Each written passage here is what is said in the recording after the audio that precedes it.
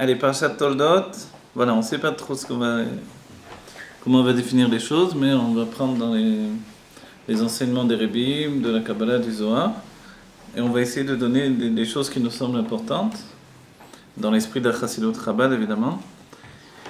Voilà, le premier passouk qui est essentiel pour la paracha, ce qui définit tout le sens de la paracha, comme le dit le Rabbi dans les Dvar Malchut, essentiellement, ce qui est un enseignement des sages. Tout, Akol Oler Lefi Atrala. Il y a deux klalim. Akol Oler Lefi Atrala et Akol Oler Lefi Achitum. Tout va d'après le commencement et tout va d'après la fin, la signature qui est la fin. Le Chitum, auparavant, c'était comme un document officiel, il n'était valable que s'il y avait le sceau du roi, du ministre. Voilà. Donc le Chitum, c'est la lettre, elle est très bien, mais il faut à la fin signer. Mais le commencement va donner le nom de la paracha. Vous voyez? Vele Toldot Yitzhak ben Avraham, Avraham olid et Yitzhak, la paracha s'appelle Toldot. Sous-entendu que la paracha est liée au sujet de Toldot, l'un des autres klalim, l'une des autres généralités du Rabbi dans les Dvar Malchut, c'est que le nom de la paracha, c'est tout le tochen de la paracha, c'est tout le sens donc de la paracha. C'est-à-dire que cette paracha, elle parle de Toldot. Voilà. Et Toldot, qu'est-ce que ça veut dire? Alors on traduit les Toldot, les enfantements, la continuité, les engendrements, les Bekitsur. Quand un homme se marie, il donne naissance à des Toldot. Des Toldot, c'est pas juste un enfant, c'est maintenant une descendance. Voilà. Comme dit le Rabbi, la richesse du peuple juif, ce n'est pas de la richesse qui se compte en argent, mais des fils et des filles qui, pendant des générations, vont travailler dans Torah et Mitzvot, vont servir Dieu dans Torah et Mitzvot. Et ça, c'est non seulement la fierté, mais le bonheur du peuple juif. Voilà. C'est-à-dire que d'un certain point de vue, ici on comprend bien qu'Avraham et Yitzhak, Sarah, évidemment, ne vivent pas pour eux-mêmes. Ils ne vivent pas pour eux-mêmes, ils vivent pour la descendance, pour ceux qui vont venir. Et là, évidemment, c'est essentiel. Donc le mot Toldot, il nous désigne qu'on a affaire ici à des âmes originelles qui sont le commencement d'une famille qui va devenir un peuple. Pour passer à la structure d'une famille qui va être les branches du peuple juif, ça va être Yaakov Avinu. Et pour arriver à Yaakov Avinu, dans notre paracha, alors on construit le commencement de tout ça. Le commencement, c'est que Vele Toldot Yitzhak ben Avraham, Avraham olid et Yitzhak. Donc si on résume, voilà, ce sont les Toldot de Yitzhak ben Avraham dont on parle ici. On verra que par la suite, dès qu'on veut dédier. Alors ce soir, on a dit qu'on dédiait le cours, vous m'avez dit? Michel Tzipora. Michel Tzipora, Yolande Esther. Yolande Esther. Nino Nishmat. Voilà, les Nunishmat, Bezrat Hashem, qui reviennent très très vite, Betchiat Hametim. Voilà, c'est ce qu'on souhaite. Donc maintenant ici, vous savez, quand on ne sait pas donc, le nom de quelqu'un, on dira Ben Avraham pour un homme, ou Ben Sarah aussi. Ça dépend. La montée à la Torah, on dira le nom masculin, et pour la Refoua Shlema, d'après le Zohar, on dira le nom féminin, le nom de la mère. Voilà, et quand on ne sait pas, on est tous les enfants d'Abraham et de Sarah. Voilà, ici, le premier à être l'enfant d'Abraham et Sarah, c'est Yitzhak. Donc, Vele Toldot Yitzhak ben Avraham, donc jusque-là, sous-entendu de quoi on va parler? On va parler de Yitzhak ben Avraham. Yitzhak ben Avraham, donc on va parler de sa descendance à lui. Voilà. La descendance de Yitzhak, c'est cette descendance qui va construire le peuple juif dans une entité structurée par, on va dire, des kavim, des lignes d'influence. On vient de commencer le cours. Voilà. Donc en fait, on prend le premier passouk qui va donner le nom de la paracha, et d'après ça, on va comprendre ce que des textes nombreux comme le Zohar, la Kabbalah, les textes des sages vont nous rapporter, c'est-à-dire que ce passouk sous-entend beaucoup de choses. Voilà. A priori, la première réaction, c'est de dire qu'on est un petit peu étonné. De quoi? De voir qu'il est écrit Vele Toldot Yitzhak ben Avraham, Avraham olid et Yitzhak. Voilà. Ce qui est étonnant, c'est la fin de ce premier passouk. On a dit Akol Oler Lefi Atrala, tout va d'après le commencement et tout va d'après la fin. Le passouk lui-même, il a un commencement et une fin. Le commencement du passouk, c'est Vele Toldot Yitzhak ben Avraham. D'accord, qu'est-ce qu'on attend? On attend d'entendre Yaakov, Esav, et voilà, d'accord, s'il avait eu d'autres enfants, il y aurait eu d'autres enfants. Mais au lieu d'entendre ça, qu'est-ce qu'on dit? On dit Avraham Olid et Yitzhak. On va dire alors, c'est pas le moment de rappeler qu'Avraham Olid et Yitzhak, puisqu'on annonce les toldot de Yitzhak ben Avraham. D'autant plus, autre kushia, c'est de dire que, mais on vient d'annoncer qu'il s'appelle Yitzhak ben Avraham. Donc forcément qu'Avraham Olid et Yitzhak. Qui plus est, on peut dire en plus, si on veut être médaillek, si on veut être précis, on dira Sarah Olid et Yitzhak. Et non pas Avraham Olid et Yitzhak. C'est Sarah qui a enfanté Yitzhak finalement. Alors qu'est-ce qu'on sous-entend? Pourquoi le texte il appuie sur ce point-là et nous dit finalement voici les descendances de Avraham. Voilà. Donc alors tout de suite ils sont annoncés. Voici les descendances de Yitzhak ben Avraham.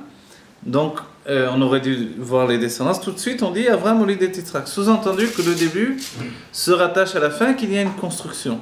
Une construction voulue par la Torah. D'accord?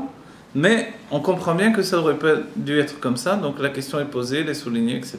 Très bien. Une fois qu'on a posé souligné, alors qu'est-ce que veut nous dire le texte? Si la paracha s'appelle Toldot, c'est qu'il y a une importance. C'est vrai que Maseret Betsa commence par le terme d'un Betsa, etc., un œuf, etc. Il y a d'autres parachiotes où le nom vient aussi des premiers mots de la paracha.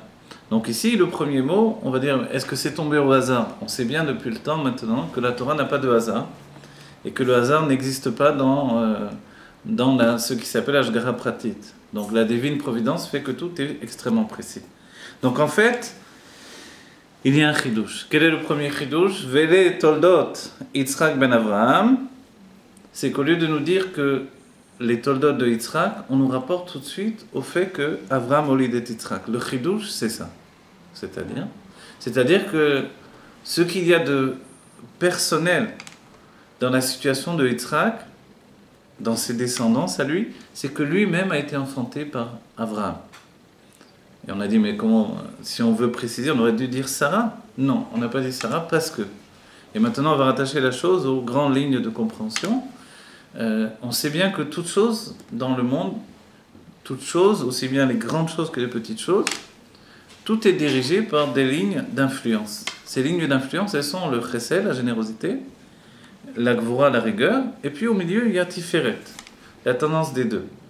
Le travail que nous devons faire dans notre vie, c'est d'arriver à devenir, à être au final un être équilibré.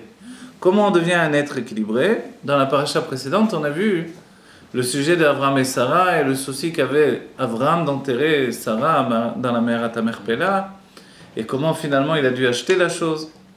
Qu'est-ce qu'il y avait de tellement important, la mer Tamerpela? C'est l'entrée du Gan Eden. Et l'entrée du Gan Eden, finalement, elle est liée également à Avraham et Sarah. On dit que Avraham, quand il voit qu'un juif va rentrer, il risque d'aller dans le chemin du Guéhinom, il le dirige vers le Gan Eden. Et Sarah, quand elle voit une juive qui risque d'aller vers le Guéhinom, elle le dirige vers le Gan Eden. Et en fait, ils sont les gardiens, finalement, de ce tunnel. Tous ceux qui ont quitté le corps ont tous vu un tunnel, juifs ou non juifs, puisque les témoignages recueillis, ce sont les mêmes au point de départ, on va dire. Après, il y a des divergences, évidemment. Mais au point de départ, chacun a vu un tunnel. D'après les sages, on va dire d'après la tradition juive, le tunnel en question, c'est la Me'arat HaMarpela, donc je sais plus comment, le caveau de Marpela, comme ça on dit en français. Voilà. Quand on étudie dans la Pnimiout, on apprend que cette Me'ara, elle est kfoula, elle est double. Le cas d'être double, ça veut dire quoi? Ça veut dire que finalement, elle est comme un et dans un et. Pourquoi elle est double? Et pourquoi elle est liée à Sarah en particulier en premier lieu dans notre judaïsme? C'est-à-dire que s'il n'y avait pas eu Sarah, on n'aurait pas appris l'importance de la Me'arat HaMarpela. C'est Sarah qui, elle, va dévoiler à Abraham la Me'arat HaMarpela. Et comment ça s'est construit? Quand Abraham a reçu les anges, il a voulu leur donner un bon repas. Le bon repas consistait à leur donner justement de la langue de veau. Et il y a un veau qui s'est enfui et Abraham a couru derrière le veau. Tout ça s'est passé très très vite, mais quoi qu'il en soit, il a couru assez loin puisqu'il est arrivé à Hebron. Et quand il est arrivé à Hebron, le veau s'est retrouvé juste à l'endroit de la Me'arat HaMarpela. Et Abraham a vu que Adam Arishon était enterré dans cet endroit-là. Et il a vu que cet endroit-là était extrêmement kadosh, saint. et il a dit, voilà, moi je veux être enterré ici. Peu de temps après, malheureusement après la Kedat Yitzhak, malheureusement dans une vision humaine évidemment, ça a été la Istalkut de Sarah. Et à ce moment-là, il a voulu enterrer Sarah dans cet endroit, et finalement ça va devenir le Kavod des Avot. Voilà. Mais qu'est-ce qu'il a de particulier cet endroit? On va dire, il y a Adam qui a été replié dans cet endroit, et puis il y a Chava. Adam était beaucoup plus grand que Chava, si bien qu'il a dû être replié. En vérité, on ne sait pas ce qui était la taille de Chava. Adam, il est dit que Dieu a dû le replier puisqu'il était extrêmement grand. Il y a une image qui est donnée que sa tête frappait le soleil. Mais c'est vrai que le côté spirituel l'emportait sur le côté physique. Mais quoi qu'il en soit, dans les premières générations, le corps et l'âme étaient l'un à la ressemblance de l'autre, beaucoup plus, on va dire, de manière beaucoup plus poussée. Si bien que dans les autres générations, quand quelqu'un était grand, c'était pas forcément que son corps était géant. Vous voyez, quand son âme était grande.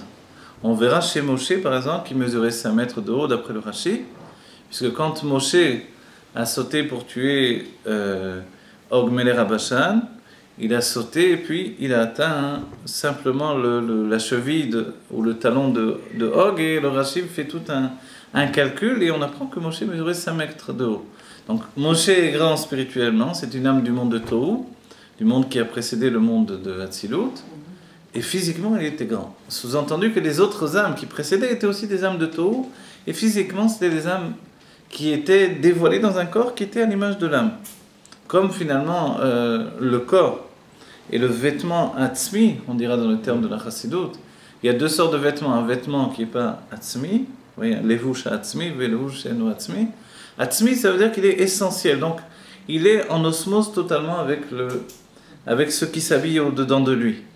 Ça, c'est le corps. Notre corps, il subit tous les changements de l'âme dans les moindres degrés de changement de l'âme. Donc en fait, on doit aller vers l'harmonie, et l'harmonie, pour résumer un peu tout ce que l'on a dit et revenir à la base de notre cours, c'est justement le fait d'atteindre la tendance de l'équilibre. Qu'est-ce que c'est l'équilibre? Au départ, quand on a une âme du côté gauche, forcément, on doit faire un travail du côté droit. Et quand on a une âme du côté droit, on doit faire un travail du côté gauche. Abraham, on verra que ces épreuves étaient des épreuves du côté gauche. C'est-à-dire, du côté gauche, c'était des épreuves de rigueur. C'était des épreuves qui ont demandé de lui une rigueur. Et finalement, dans la vie de tous les jours, ce qui n'est pas lié forcément à toutes les épreuves, mais qui est lié à son comportement dans la vie de tous les jours, quand il va devoir chasser Agar et son fils, on voit que c'est une épreuve telle qu'il ne peut pas. C'est contre sa conscience, c'est contre sa nature de chesed, de générosité. Et à quel degré est la générosité d'Abraham? On dit tous les jours dans notre tefila, c'est l'enseignement de l'Admor Zaken, nous disons Magen Avraham. Quand on dit Magen Avraham, on sous-entend, la plupart d'entre nous sans doute, enfin moi je pensais comme ça au départ, qu'il y a un bouclier d'Avraham. Voilà, notre bouclier c'est Avraham. En fait non, dit l'Admor Zaken, pas du tout. C'est Dieu qui met un bouclier à la générosité d'Avraham pour qu'elle ne soit pas nocive pour nous.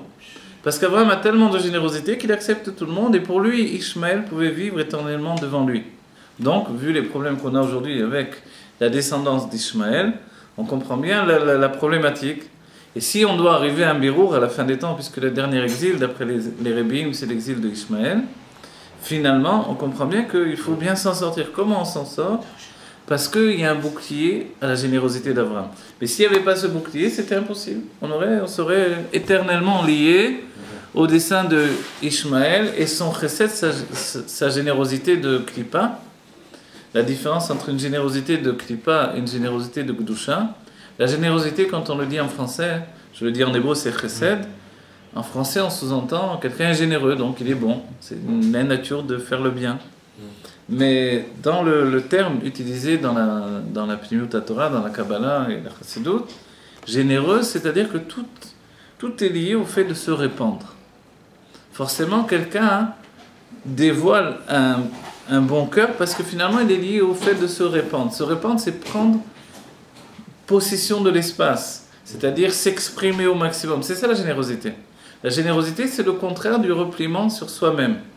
c'est le mouvement de don constant vers les autres, et d'expression et d'influence vers les autres. Donc c'est ça la générosité. Est-ce que c'est une bonne chose? Il est souligné justement, je l'écris dans le livre des prénoms que j'ai écrit, que le nom Avraham, il est problématique par rapport à ça. C'est un très bon nom, mais il a un problème. Quel est son problème? Il est excessif. L'excès, c'est jamais une bonne chose. Cet excès-là fait finalement que il est mieux même de rajouter un autre prénom, Avraham, comme on verra l'Admor Zaken qui va rajouter Chaim Avraham, pour limiter l'excès de Avraham. Et en fait, donc on comprend bien que chez Avraham, dans sa nature de Chesed, uniquement si Avraham n'avait qu'une nature de Chesed, c'était problématique. C'est pour ça que Yitzhak, il est tout rigueur. Alors voilà, d'un autre côté, on a la personnalité de Yitzhak qui est totalement l'inverse d'Avraham. Yitzhak, lui, est tout entier lié à la rigueur à un tel point, quand on étudie le sujet de la Kedah, on apprend que Yitzhak n'avait pas de vie et que la Kedah c'était le moyen de lui donner une nouvelle vie. Il a ressuscité, il a reçu une âme masculine alors qu'il n'avait qu'une âme féminine. Donc ici on place déjà les choses. Le masculin a une tendance générosité, c'est-à-dire l'être masculin se répand, influence, s'exprime. L'être féminin reçoit l'influence, préserve cette influence et la gère au-dedans de sa personnalité. Est-ce que le monde vit uniquement dans cet état d'âme? Non, on verra qu'il y a des femmes qui ont une nature d'expression, il y a des hommes qui ont une nature de retrait au-dedans d'eux, par exemple. Yitzhak a une nature tout à fait féminine dans le fait de rester replié au-dedans de lui-même. On va dire, mais après la Kedah, il a dû changer tout de même. Quelque chose s'est passé en lui. Curieusement, après la Kedah, finalement, on ne connaît pas beaucoup le Yitzhak d'après la Kedah. On connaît beaucoup plus celui qui a précédé, celui qui était capable de se donner tout entier à Dieu dans un acte de chesed absolu, c'est-à-dire qui va contre sa nature. Si la rigueur c'est de recevoir, le fait de se donner sa vie, il n'y a pas plus grand don qu'on peut faire. On ne peut pas faire plus que donner sa vie finalement. Donc il était prêt à donner sa vie, il avait 37 ans, il aurait pu frapper son père et dire tu veux me tuer, tu es un assassin, je vais te tuer moi aussi. D'après la Torah, c'est légitime.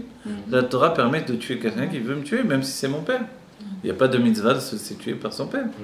Mon père se lève pour me tuer, malheureusement, j'ai le droit de le tuer. Pourquoi il n'a pas tué en retour?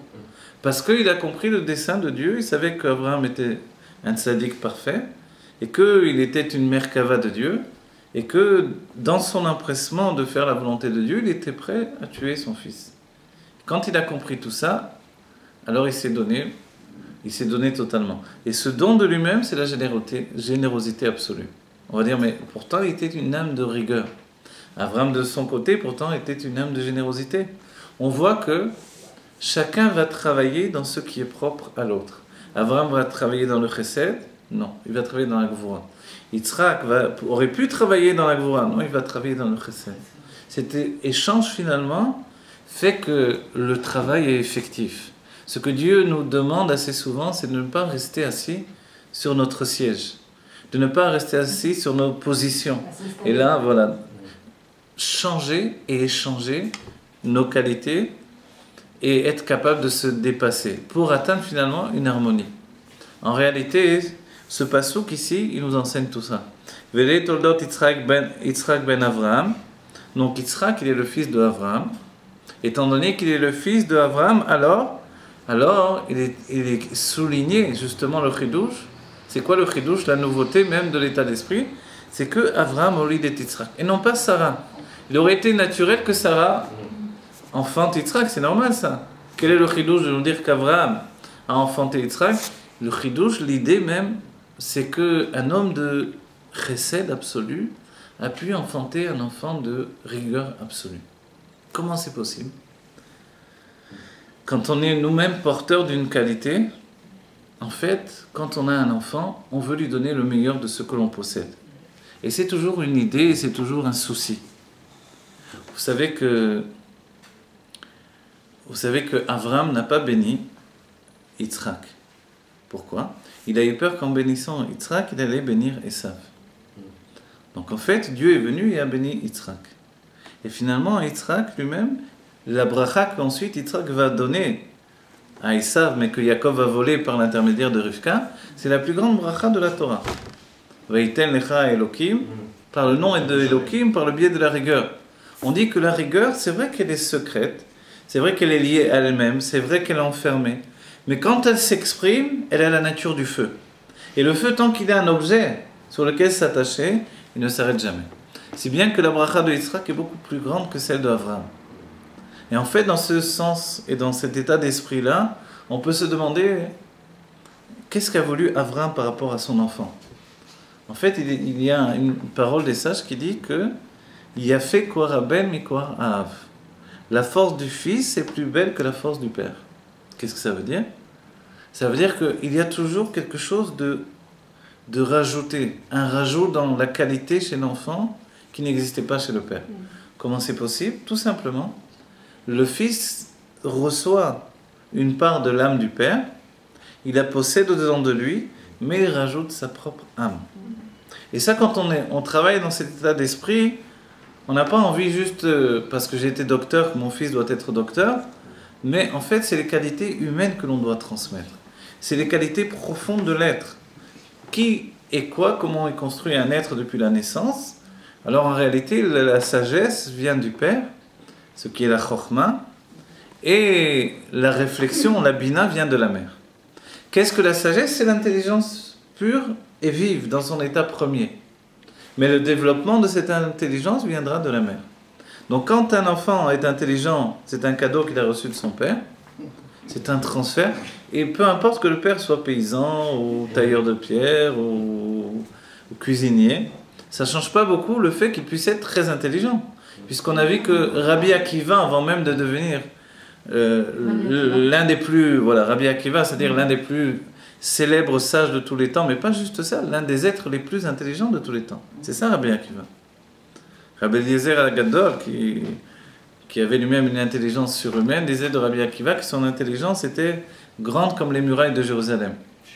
Mais ce n'est pas une chose que la Torah lui a donnée. C'est une chose qu'il avait déjà à la naissance. Si bien qu'auparavant, avant même qu'il devienne Rabbi Akiva, les sages avaient remarqué la sagesse de cet homme-là. C'était un berger, un intendant de la maison de Tournus Rufus. Et puis, non, je dis des bêtises, de Kalba Sava, comment ça s'appelle? Ouais. Tournus Rufus, c'est l'autre qui va lui donner sa femme, on va dire. Alors, en fin de compte, oui, mais voilà, de la maison de Rachel qui va devenir sa femme. Mais dans cette maison-là, vous savez le nom... Bon, on va pas s'attarder, je vais encore ouvrir une fenêtre, on se sent plus. On va en France aujourd'hui. On se transforme avec la Torah. Comment on se transforme? Alors voilà, regardez. Quand on se transforme avec la Torah, On se transforme. On est né. Voilà, on se transforme. Mais l'état d'esprit de ce que l'on veut comprendre de la paracha, c'est qu'on ne devient jamais que soi-même. On a un point de départ. On a une matrice, on a une construction... Une donnée. Voilà, une donnée de base. Potentiel de base.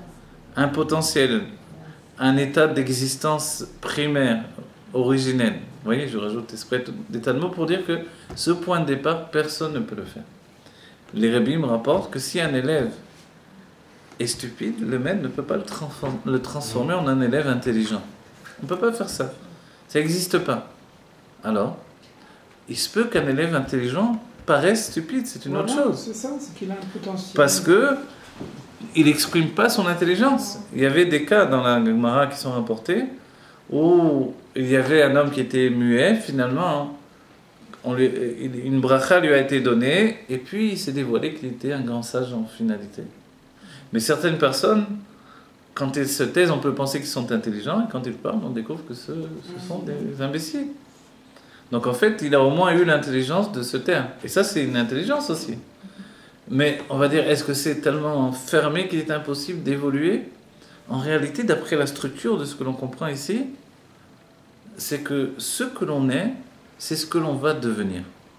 Si j'ai effectivement, comme on dira, du mythe, j'ai une essence quelconque, je vais rajouter quelque chose pour le diluer, cette essence va se diluer. Mais je ne peux pas rajouter la base. La base, on ne peut pas l'inventer. Et cette base, elle provient du père et de la mère. Voilà. Mais en réalité, ici, le chidouche, on va dire dans ce cas-là, pourquoi ne pas souligner l'apport de Sarah dans cette paracha? On va dire, c'est vrai que Sarah a une paracha tout entière à son nom, alors qu'il n'y a pas eu une paracha au nom d'Abraham. Il n'y a pas de paracha qui s'appelle Abraham. On peut dire, elle a eu son kavod plus que ça, elle s'appelait Chaye Sarah, la vie de Sarah, la vie éternelle de Sarah, pour nous enseigner que le corps de Sarah est un corps éternel. Et puisqu'il représente le corps de tous les juifs, le corps du juif est éternel. C'est pas toujours ce que l'on voit de nos yeux, mais c'est ce qui est en fait dans la nature même du corps. Et là aussi, c'est pas quelque chose que l'on peut inventer. L'un des grands chidouches du Rabbi dans notre génération, c'est de nous dire que la Géoula est déjà là. Et le Rabbi nous souligne ce que les sages disaient déjà depuis toujours, c'est que Olam Haba, l'expression des sages, c'est Olam Shekvar Ba.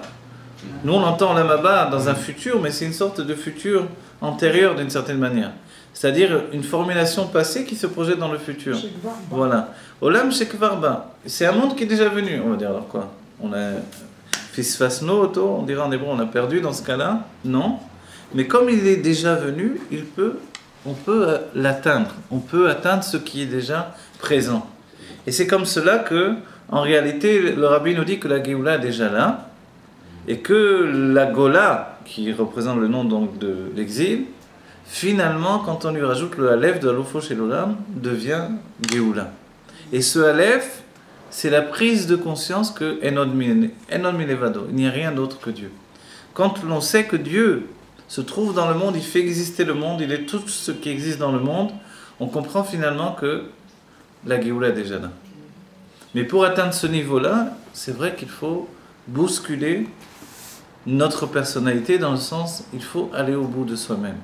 C'est ce que le Rabbi nous demande à chacun d'entre nous, d'aller au bout de nous-mêmes et d'utiliser ce que nous ont légué nos parents pour construire notre personnalité.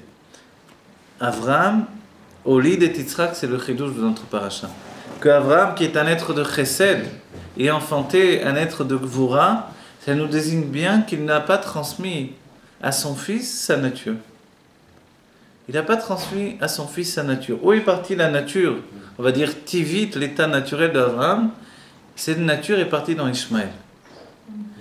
Mais qu'est-ce que Avraham aurait pu recommencer et transmettre? On peut se demander, mais est-ce qu'il avait vraiment la possibilité de le faire ou non? En réalité, quand on parle de tzadikim, de ce niveau-là, il y a même une faculté de transmission. Une faculté de mesurer non seulement l'effort que l'on fait pour transmettre quelque chose, mais de mesurer le don que l'on donne profondément. Même quand il s'agit d'un don qui est lié à la nefesh, à l'âme. Donc Avraham est confronté au fait de transmettre à son enfant à nouveau sa nature de générosité, comme dans Ishmaël, et ça devient une générosité excessive, ce que la Torah désignera comme une générosité de klippa, c'est-à-dire de se répandre à l'infini, et que même la rigueur est aussi une rigueur excessive. C'est-à-dire que Ishmaël tue comme il fait Achnasat Ochim en même temps. C'est pas une contradiction. Il n'y a pas de limite dans cette générosité qui n'a pas de frein, qui n'a pas de raisonnement en réalité. Il peut tuer et en même temps, voilà. En vérité, c'est vrai que malheureusement, on peut pas renier, on peut pas dénigrer le fait que chez l'arabe, il y a la nature dans le monde arabe, de Achnasat Ochim, qui vient de Abraham Avinu. Mais après, c'est vrai qu'il est capable de tuer son invité, tout simplement. Voilà. Parce que, voilà, cette nature-là de tuer, elle est pour lui dans un état de nature. Il y a l'état les sages nous diront, il a la nature de voler, puisque sa main est sur toute chose. La Torah dira, Yad Bakol ve Yad Kolbo. Il a la main sur tout, parce qu'il s'est répandu dans le monde entier. Ve Yad Kolbo, et tout le monde le gouverne. C'est vrai qu'il représente la main-d'œuvre du monde entier. Mais en même temps, on voit que ce chesed, il est nuisible au monde.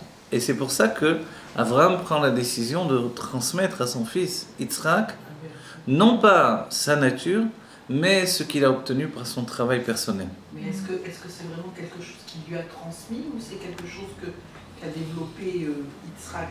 Parce que, en fait, comme la femme révèle un côté de l'homme, les enfants aussi révèlent un côté de chaque individu. Alors voilà, c'est une bonne question que vous posez. C'est pour ça que la Torah nous répond. Parce que nécessairement, on a cette question. Puisqu'il y a un passage qui nous parle de ça, forcément, si on n'avait pas la question auparavant, on a atteint le stade de se poser la question. Vele tolot Yitzhak ben Avraham. Bon, d'accord. On attend donc les Toldot d'Yitzhak qui ne sont pas annoncés tout de suite. Et immédiatement, on entend Avraham Olid et Yitzhak. Qu'est-ce que ça sous-entend finalement? Que de la même manière que Avraham va enfanter Yitzhak, de cette manière-là, Yitzhak va donner naissance également lui, de son côté. C'est-à-dire que chez Avraham et chez Yitzhak, il y a deux manières d'enfanter.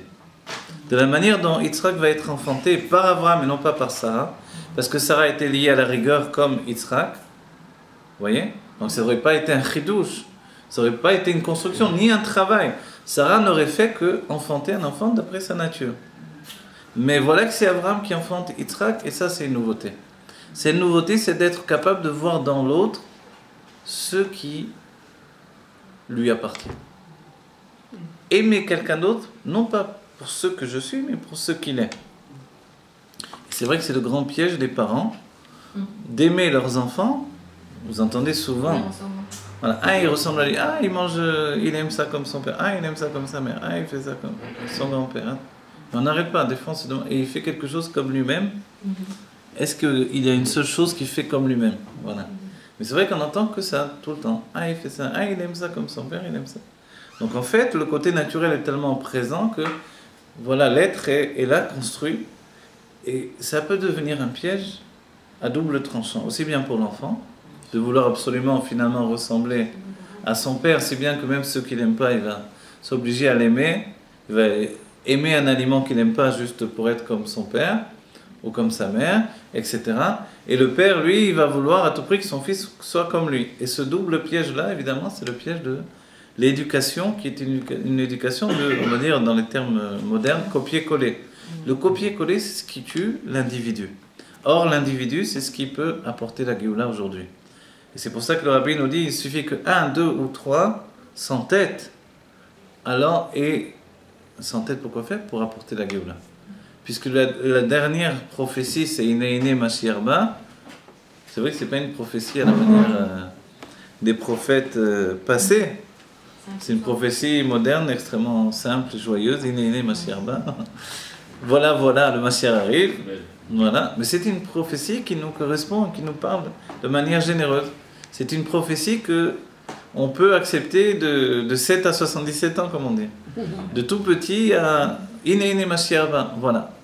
Donc on attend cette prophétie, et en réalité, on a bien compris, puisque le Rabbi nous a enseigné que quelque chose qui n'est pas déjà là ne peut pas venir. Simplement, toute chose a besoin d'atteindre un système de dévoilement, c'est-à-dire, dans les termes de la Kabbalah, d'atteindre sa maturité. La maturité de Avraham, c'est d'être capable de se construire dans la rigueur et d'enfanter un enfant, non pas dans sa nature de générosité, mais de donner à son enfant le meilleur de lui-même, c'est-à-dire son travail. Donc il transmet à son fils, finalement, ce qui est la fin de lui-même. Vous savez d'où on apprend ça, en réalité? On apprend également d'Akadosh Baruch Hu. Quand Akadosh Baruch Hu va créer Adam Arishon, plus spécifiquement, on va dire, il va façonner Adam Arishon, il va prendre la terre et il va façonner l'image d'Adam Arishon, et ensuite il va faire pénétrer dans Adam Arishon un peu de son être, le plus profond de son être, pas comme ce qui va sortir du souffle d'une personne quand nous parlons, ça peut être superficiel, mais comme quand on souffle, que l'on gonfle un ballon, on est obligé de sortir tout ce qu'il y a, en hébreu on dirait le kishke, ce qu'il y a dans mon estomac comme ça, je vais sortir, et maintenant c'est tellement profond que j'ai la tête qui me tourne quand je gonfle trop un ballon pendant trop longtemps, etc. Donc en fait, c'est venu de quelque chose de profond. Comme ça, Dieu a donné quelque chose de profond qui va aboutir à un homme. Mais on dit que comment il a créé l'homme? Avec ses mains. On va dire, première nouvelle, Dieu a des mains.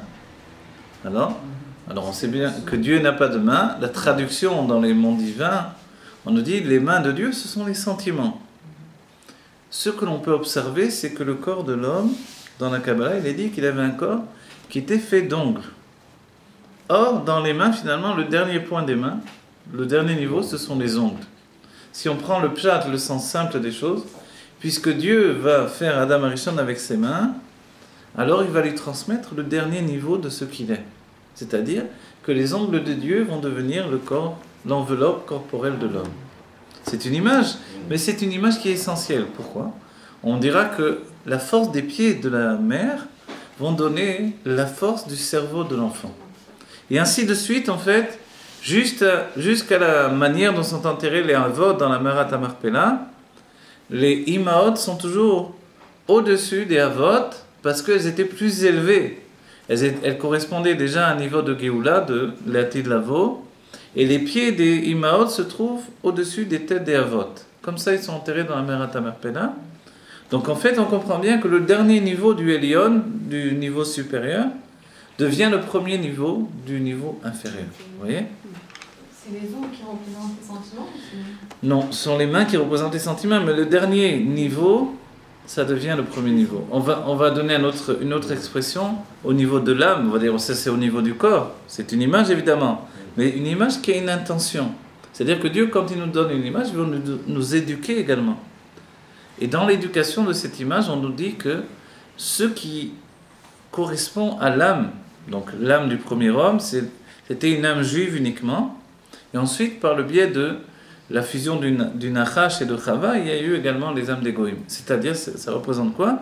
Le fait que l'âme juive puisse se perdre dans le monde des Goïm. Ça représente ça, vous voyez ?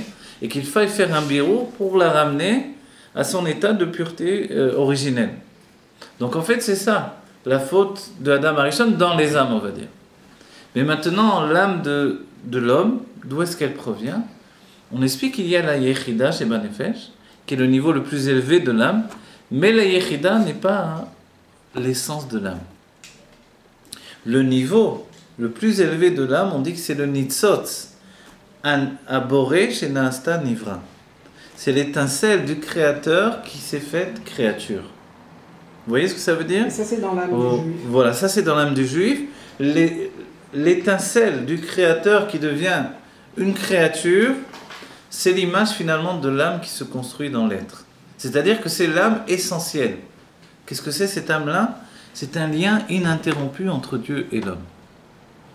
Quand les non-juifs ont voulu représenter, que Dieu préserve, mais ça a été fait, Dieu qui transmet la vie à l'homme, ils l'ont représenté par le fait du doigt qui touche et qui transmet la vie. Sous-entendu, en fait, d'une manière ou d'une autre, d'une étude approfondie ou non, quoi qu'il en soit, l'idée de la main est finalement le doigt avec l'ongle qui va transmettre la vie. Vous voyez ? C'est l'image représentée par Michel-Ange dans...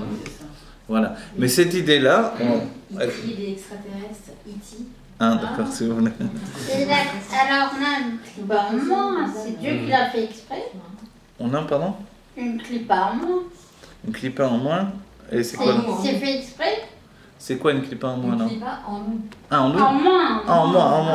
En En vous ? moins. On a pris donc du clipa. D'accord. Oui, donc, est-ce que ça veut dire quelque chose? Non, alors regardez, aujourd'hui, les ongles, c'est ce qui nous reste de Adam Arishon. Oui, La mais- peau, elle nous vient du serpent. Vous voyez ? Non, mais on a plus La peau, elle nous vient du serpent, et Dieu nous a laissé juste un souvenir de la peau que l'on avait auparavant. Parce Vous qu'il voyez ? était tout étincelant. Voilà, il était un être de lumière.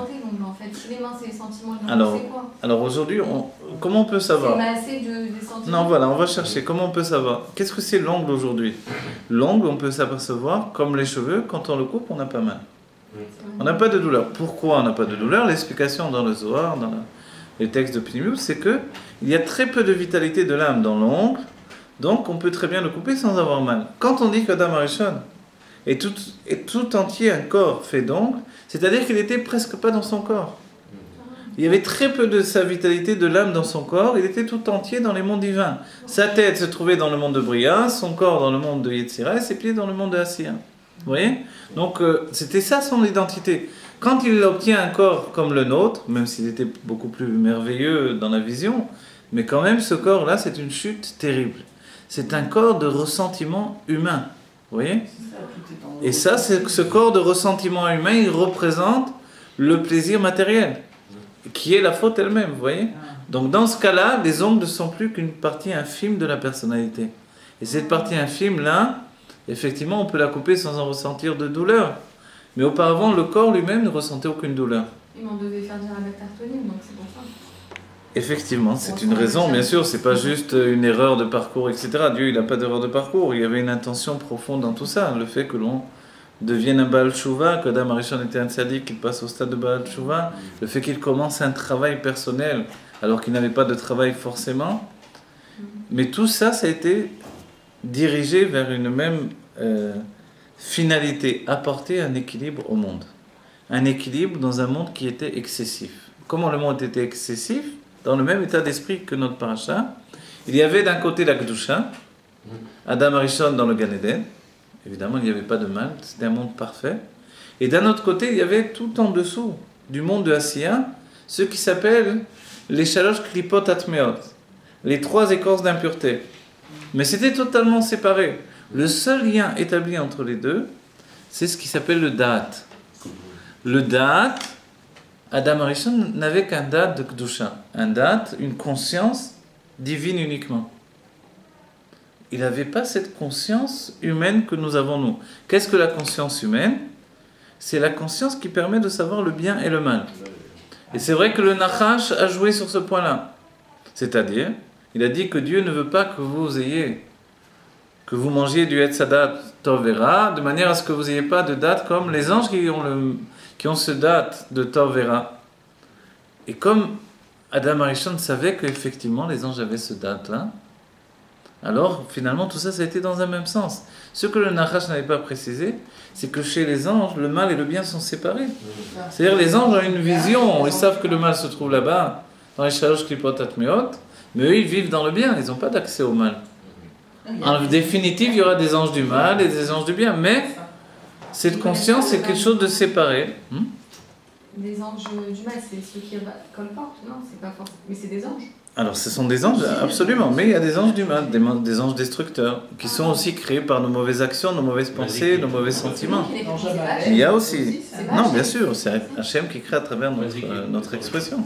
Rien ne peut exister sans Hachem de toutes les manières. Donc, c'est une intention divine qui est le bien, qui est le mal. C'est le travail du monde. Les anges destructeurs, c'est nous qui les créons, mais d'un point de vue, on va dire, de responsabilité humaine, c'est nous qui les créons. Dans un point de vue de responsabilité globale beaucoup plus grande, de toute façon, c'est même Dieu qui crée notre Yitzhara. On peut très bien, à un moment ou à un autre, il est écrit. Il n'est pas créé par nous, c'est voilà, il est créé par Dieu, et puis il s'appelle le Yitzhara. Il y a des points où le Tanya définira que l'ange, voilà, l'ange de la mort, il est le Yitzhara, il est tout. Toute cette lignée de mal, c'est lui, quoi. Le Rabbi, dans une sikha, nous dit, est-ce que le mal n'est pas véritable dans la sensation? On dit non, le Rabbi nous dit non. Le combat est engagé avec du mal qui est un mal véritable. Malgré que ce mal n'existe pas, c'est ce qu'on étudie dans la Skala, dans la Chassidut. Il n'existe que dans la conscience de l'homme, mais il n'existe pas comme un objet véritable. C'est pour ça que quelqu'un qui est capable de faire du mal peut faire tchouva, peut revenir sur ses actes et faire du bien. Même un bourreau peut devenir un sauveteur. Et on a vu plus d'une fois que les bourreaux sont devenus les sauveteurs. Et puis, combien de fois finalement, des gens qui paraissaient être des bandits ont été des gens plus louables et plus, on va dire, qui ont porté plus de sauvegarde à d'autres personnes que des gens respectables. Ceux qui ont vendu les juifs en France et dans tous les pays d'Europe, c'était des gens respectables, les gens bien pensants, les bourgeois, etc. Mais souvent des bandits sont rentrés dans la résistance et ont sauvé des juifs, etc. Ouais. Donc les choses s'inversent en vérité. Les choses s'inversent parce que finalement, il y a des tendances dans l'âme. Et peu importe ce que l'on fait, mais à un moment, la tendance va se préciser. C'est ce que Dieu attend de chacun d'entre nous. Dieu attend que l'on se construise et que le devenir, ce soit le devenir du meilleur qui est en nous. Et pour ça, il va mettre en place dans notre vie des choix qui vont donner des lignes de perspective différentes. À chaque fois que je vais me retrouver devant un choix, j'ai devant moi plusieurs lignes de perspective. C'est vrai que Dieu, au bout du compte, il sait très bien quelle ligne je vais prendre, mais il me donne le libre arbitre. Et ce libre arbitre fait que je suis pas juste un figurant, je suis un acteur de ma vie. J'ai toujours le libre arbitre de prendre une nouvelle direction. Et c'est vrai que le piège, c'est de rester figé dans l'image que j'ai projetée à l'extérieur et que les autres ont de moi-même. Et dès que je suis figé, c'est terminé. J'ai arrêté d'évoluer, donc j'ai commencé à régresser. Abraham était figé dans l'idée d'un être de bien qui sauvait les enfants du monde, qui était offert en sacrifice aux idoles. Tout à coup, Dieu lui dit, tu vas prendre ton propre enfant, tu vas l'offrir en sacrifice. Et dès ce moment-là, Abraham doit sortir de la tmouna de l'être bon par excellence. Il doit être capable de renoncer à l'image qu'il a de lui-même. Il y a beaucoup plus tard, il y a un midrash qui nous dit sur celui qui a sauté dans la mer le premier. Vous vous rappelez celui qui a sauté? Narshon ben Aminadav. À l'époque de Korah, on dit que Korah a entraîné Narshon avec lui. Il a entraîné pas mal du peuple juif avec lui. Il avait sauté dans l'eau, il a sauté dans le Guénom finalement que Dieu posait. Pourquoi il a pu l'entraîner? Alors il y a un midrash qui nous dit qu'il a attrapé sur le fait. Il lui a dit, est-ce que tu veux que je dise, je dévoile à tout le monde, que tu as sauté dans l'eau parce que tu t'es attaché au cercueil de Yosef Hatzadik, et qu'un cercueil forcément il est en bois et que forcément il va flotter. Donc ton Messirut Nefesh, c'était pas un Messirut Nefesh, je vais juste raconter ça à tout le monde. C'était vrai. Et en vérité, il avait fait un vrai Messirut Nefesh. Mais maintenant venait le moment dans sa vie où il devait faire Messirut Nefesh sur son Messirut Nefesh. C'est-à-dire il devait être prêt à laisser penser au monde entier qu'il n'avait pas fait vraiment Messirut Nefesh. Et il n'a pas été frais, il n'a pas pu dans son âme être capable de se recommencer. Alors qu'Abraham a fait ce travail-là. De renoncer à sa réputation et de supporter quand le monde lui doit dire « Ah, il nous a laissé penser pendant des années qu'il a fait Messirut Nefesh en fait. C'est un gros menteur, c'est un mensonge, c'est un escroc, il nous a trompés. C'est pas le héros du peuple juif, c'est un homme qui savait qu'il allait flotter, c'est tout. Qu'est-ce qu'il nous racontait? Vous voyez? Être capable de tout à coup changer devant l'image que l'on a devant tout le monde, tout à coup on pense qu'on est le tzaddik de la génération, on est la référence, et être capable de tout bousculer, parce qu'on ne veut pas rester figé dans l'image que les autres ont de moi-même. Et cette image, c'est moi qui l'ai projetée. C'est-à-dire qu'à un certain moment, j'ai le piège que l'image elle-même va devenir mon tuteur, elle va devenir mon influence, et je ne vais être qu'une copie, une pâle copie de mon image. Et c'est là où on s'enferme dans un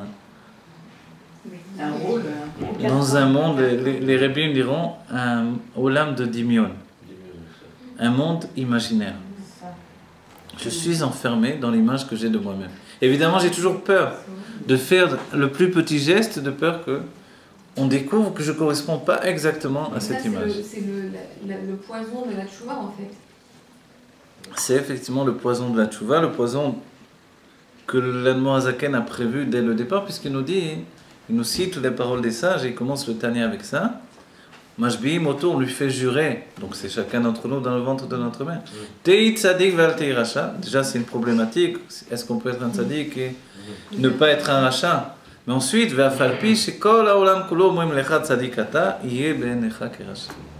Voilà. C'est-à-dire que même si le monde entier pense que je suis un tzaddik, je dois être à mes propres yeux comme un rachat. Le diouk en définitif de la compréhension du Tanya, c'est comme un rachat mais pas un rachat. C'est-à-dire d'être comme un Benoni. Quelqu'un qui est toujours en lutte contre le mal qui veut s'établir en lui et qui ne se repose jamais et qui fait que le mal peut être endormi à un certain moment mais qui est jamais véritablement un rachat. C'est-à-dire notre but c'est de jamais être véritablement un rachat. On ne le fait pas volontairement. On chute, mais on ne voulait pas chuter. Alors on se reprend et on se remet sur pied. Et il est dit que le Benoni, moi je me rappelle, quand j'avais étudié ce sujet du Benoni la première fois, je me suis dit, mais puisqu'il écrit, qui est-ce le Benoni? C'est un homme qui, chez l'eau, Chata Beyamav. Il a jamais fauté de sa vie. Je me suis dit, c'est vrai qu'on pense que c'était un tzaddik, mais je me suis dit, mais alors je ne pourrais jamais être un Benoni dans ce cas-là. Voilà, s'il n'a jamais fauté de sa vie. Et le rabbi pose cette question, oui, le rabbi de nos générations. Les petites questions qu'on a nous, il est dans nos têtes. Le rabbi, j'ai vu d'un coup écrit que le rabbi nous dit, alors comment ça se fait, on ne pourra jamais être Benoni dans ce cas? Le rabbi répond, une fois qu'il est devenu Benoni, c'est comme s'il n'a jamais fauté dans sa vie. Et c'est ça le peuple juif. C'est-à-dire que quand quelqu'un, le rav de la Choule ici, à Beth Ami, rapportait qu'il avait vu quelqu'un avec qui il avait étudié en yeshiva, qui se comportait très mal en yeshiva, et puis pour s'amuser, il a rappelé les bêtises qu'il faisait. L'autre a dit pas du tout, c'est pas moi. Il était très sérieux et il s'est dit, mais ce fils de moi, quoi, pourquoi il me dit ça? Et en fait, après coup, il a réfléchi, il a dit, mais il a raison. Quand on a fait tchouva, c'est plus nous, c'est comme si c'était quelqu'un d'autre. Donc on ne doit pas être remède sur cette situation et on ne doit pas rappeler à quelqu'un ce qu'il a fait. Bon, comme c'était des choses de jeunesse, il a rappelé en rigolant. Mais pour la personne, non, non, pas du tout, j'ai jamais... D'ailleurs, c'est pour ça aussi, par exemple, pour les convertis, c'est pour ça aussi qu'il ne faut pas leur dire, leur rappeler qu'il n'est plus converti ou des choses comme ça. C'est leur passé. Une fois qu'il s'est converti, c'est converti. Voilà, c'est terminé, on tourne la page. Et ici, regardez, ici ce qui est important, c'est qu'une fois qu'on arrive à la construction de Yitzhak, d'un certain point de vue, on n'est pas obligé de lui rappeler que tu es une âme de rigueur, mais tu as été enfanté par le chesed. Pourquoi la Torah le rapporte ici? Parce qu'il y a un vrai chidouche. Le chidouche, c'est que quand j'ai une âme dans une tendance, c'est que je suis capable de donner à l'autre une autre chose que ce que je suis, c'est que je suis capable finalement de donner le meilleur pour l'autre. Et c'est quoi le meilleur? C'est d'aimer quelqu'un suffisamment pour apprécier ce qu'il est réellement. Et non pas de vouloir qu'il soit absolument comme moi. Et c'est pour ça que la Torah nous le signale ici. C'est vrai qu'il y a d'autres explications, etc. Shivim panim la Torah. Mais l'une on va dire, des explications qui se relient à tous les mouvements de l'âme à partir du Sod, de la Kabbalah, de la Chassidut, c'est que justement, quand il y a eu, depuis les mondes divins, cet affluent qui, dans un premier lieu, était le Chesed, on aurait pu penser que le Chesed aurait continué à l'infini. Et puis tout à coup, on voit que va commencer l'influence du côté de rigueur. On n'attendait pas de Yoshua qui soit comme Moshe. Yoshua devait être comme Yoshua. On dit que Moshe, sa face était comme la face du soleil, et Yoshua, sa face était comme la face de la lune. On va dire, mais comment ça se fait? Comment Moshe a pu laisser la place à quelqu'un qui est totalement autre chose que lui-même? En fait, c'est tout l'enseignement. Et pour nous, c'est essentiel. Dès que je vois que je deviens une copie conforme de mon maître, c'est que j'ai un problème. Ou que mon maître lui-même a un problème. Vous voyez? Si je me suis attaché à un rave et que je suis en train d'imiter, de mimer ce rave et de recommencer son comportement à un tel degré que je deviens une caricature ou une copie-collée de ce rave, évidemment, pas seulement moi j'ai un problème, mais lui aussi il a un problème. Parce que lui, il n'a pas créé dans l'élève finalement, voilà, il n'a pas désigné dans l'élève les qualités qui le caractérisent. Les qualités qui caractérisent un élève ou un fils, c'est ce qui lui appartient.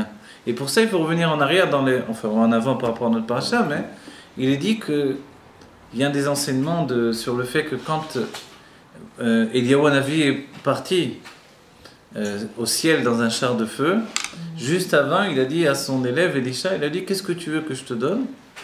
Et Elisha lui a dit, Pa'amaim limcha, 2 fois de toi je veux. Ça veut dire quoi? Le Zohar dit 2 fois ce que tu es. Et c'est vrai que le Zohar s'étonne et dit que, comment on peut donner 2 fois ce que l'on est? Je peux donner ce que je suis, mais pas 2 fois ce que je suis. Et l'enseignement, c'est que, d'abord c'est vrai, au moment de l'Aïstalkou d'un tzaddik, il donne 2 fois ce qu'il est, parce qu'en réalité, le retrait, ce que nous on entend comme le retrait de l'âme d'un tzaddik, c'est en fait que son âme se répand. Donc elle se répand dans les mondes divins et se répand ici-bas en même temps. Donc c'est 2 situations que l'on peut transmettre à son élève. C'est ce que le Tanya nous dit, c'est que l'on reçoit, on continue à recevoir en fait des tzaddikim même quand ils ont quitté le monde a priori. Voilà. Et même plus quand on s'est attaché à eux, puisque un talmid après Arbaïm Shana, il va recevoir, il va atteindre jusqu'au date de son maître qu'il n'avait pas reçu auparavant. Mais il y a encore une explication. Comment on peut donner 2 fois ce que l'on est? En fait, quand l'on donne à l'autre ce que l'on possède déjà, et qu'en plus de ça, on donne à l'autre de comprendre qu'il a des qualités que moi je ne possède pas. Et c'est le travail d'un maître qui précède un éducateur, de faire découvrir à celui qui est donc construit par mes enseignements, ma direction, de lui faire découvrir qu'il a quelque chose de merveilleux que moi-même je ne possède pas. Ça c'est le véritable amour. Et ça c'est la véritable Ahavat Israël finalement. C'est de découvrir en l'autre des qualités que je n'ai pas et de lui transmettre ce don-là. C'est-à-dire, ce que j'ai, bien sûr, je te le donne. Je suis là pour te transmettre ma connaissance, me transmettre tout ce que j'ai, mais je dois aussi te révéler ta nature à toi. C'est ce qu'a fait Eliyahu avec Elisha. Allez-y, vous en plaît. Parce que moi, j'ai entendu un cours, et c'est pas la première année, que le serviteur est le maître. C'est-à-dire, il n'a pas d'existence, il est complètement annulé. il devient le maître. Alors, où est... vous voyez Oui. ce que je veux dire? Oui, oui, oui. Alors ça déjà, ça m'a toujours étonnée, parce que justement, c'est pour ça que je pensais, moi, que chacun doit garder son autonomie. Mais dans la chiroute, on entend ça. Oui, je sais. Alors ça contredit un petit peu ce, oui. que vous dites. Là. Oui, mais je sais. Mais c'est pas grave. Je veux dire, c'est pas grave dans le fait qu'il y a des contradictions qui sont obligatoires dans la Torah. C'est des niveaux différents. Je vais vous expliquer. D'abord, c'est vrai que on dit Ma shekana a eved kana rabo. Quand un eved, un serviteur, il est parti au chouk, il a acheté quelque chose, ça appartient au maître. C'est-à-dire, même si le maître n'avait pas dans son dad d'acheter ça, que le serviteur de lui-même, il est parti, il a vu par exemple, une belle pièce de viande, de beaux fruits, et le maître, il n'a pas dit, va voir s'il y a une bonne pièce. De lui-même, il a pris de sa propre décision. Il a acheté, c'est le maître qui l'a acheté. Vous voyez? Donc en fait, il y a cette fusion. Et dans le chalaire, le méchalaire, effectivement, il y a une fusion. Mais ça ne veut pas dire que cette fusion, elle dénigre l'apport de celui qui va transmettre la chose. Je vais donner une autre explication maintenant à partir de là. Le Rabbi Rachab dans le Tafresh El Bet, il nous dit que à partir du cerveau, où se trouve l'essentiel de l'âme, se répandent toutes les forces de l'âme. Si bien que la force de la gestuelle vient également du cerveau. Mais en fait, ce n'est pas la force de l'intelligence, qui elle réside dans le cerveau. Mais ça va partir du cerveau qui va venir maintenant s'habiller dans la main pour me permettre d'écrire, etc. Mais la force du cerveau, la force de l'intelligence, est obligée d'utiliser la main pour ce qu'elle est. C'est-à-dire que si je veux dénaturer la main, et que je veux faire une main intelligente, en lui enlevant sa faculté de gestuelle, j'ai tué la main. De la même manière, si je veux prendre une personne, une personnalité, et que je veux l'utiliser selon le degré de mon intelligence, en détruisant sa nature à lui, je l'ai tué.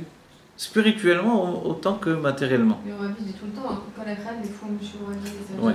chacun selon son niveau. Bien sûr, et également le rabbi dira aussi au Fenamit Kabel. Et il veut qu'on prenne des initiatives, surtout le monde, je trouve. Bien sûr.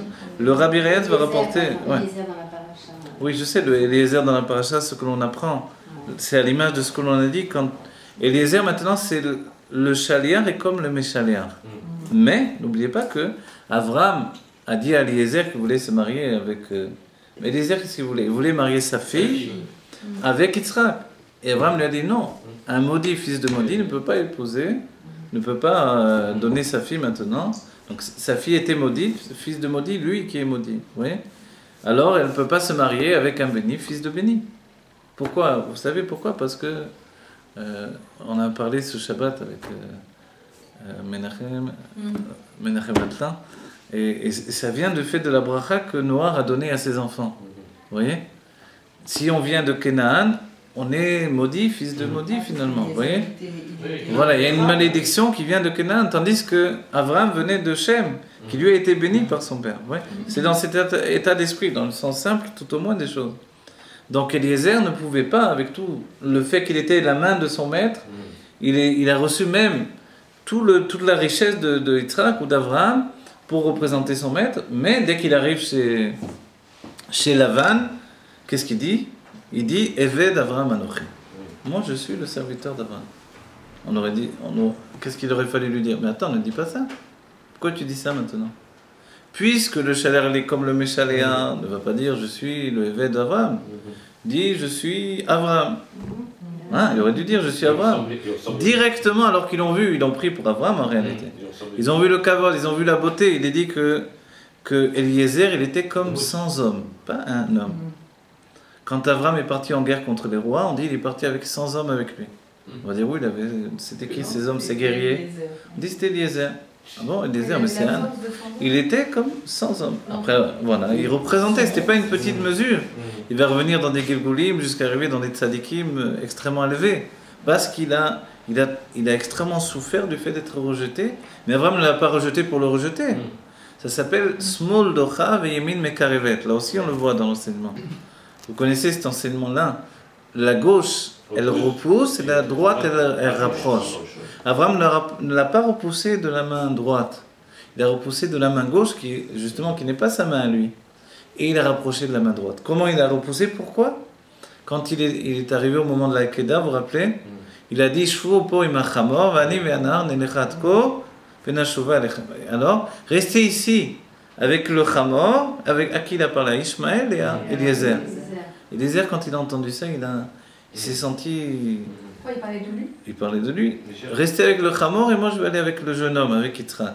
C'est-à-dire, il a demandé, est-ce que vous voyez la colonne de nuée là-bas? Ils n'ont pas vu. Ils n'ont pas vu. Il a dit, d'accord, alors restez ici avec le Chamor, avec le Chomer, la matérialité.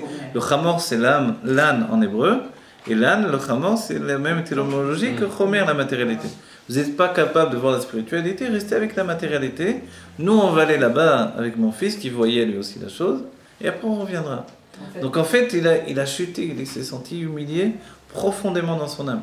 Et de cette manière-là, Abraham lui a donné le goût de revenir, de se mettre en avant dans la Kedusha et d'avancer.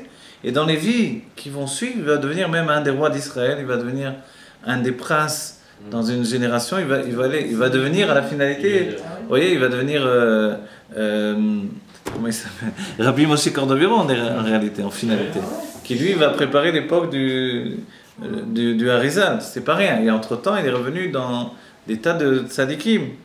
Donc en fait, le fait de repousser quelqu'un pour éveiller en lui le désir de revenir, ça c'est un travail qu'Abraham était capable de faire finalement. Il a fait de pleine conscience, il a fait pour donner à Eliezer de révéler le meilleur qui est en lui. Vous voyez? Mais en quoi Eliezer est resté lui-même dans... On voit sa personnalité dans la paracha. Alors voilà, dans la paracha précédente, malgré qu'il était donc effectivement le chaliar, toute la question, est-ce que le rabbi dans le Dvar Malchut nous dit est-ce que c'était un chatran ou un chaliar? C'est la grande question. Et finalement, le rabbi nous le dévoile comme un chaliar. Mais c'est vrai que ce chaliar-là, il est capable finalement de dire moi je suis Abraham. Et ils ont cru que c'était Abraham, c'était sûr, vu le kavod qu'il avait, la richesse qu'il apportait avec lui, il apparaissait comme un roi. Donc c'était toute l'image que l'on avait d'Abraham. Il a dit Eved Abraham Anochi, direct. Il n'a pas laissé un seul instant laisser croire qu'il était Abraham. Donc dès qu'il a installé cette chose-là, ça nous indique que nous aussi, finalement, c'est vrai qu'on a une faculté de construire, et qu'un chaliar peut construire des édifices, mais entre lui et lui, il ne doit jamais oublier le commencement du Tanya.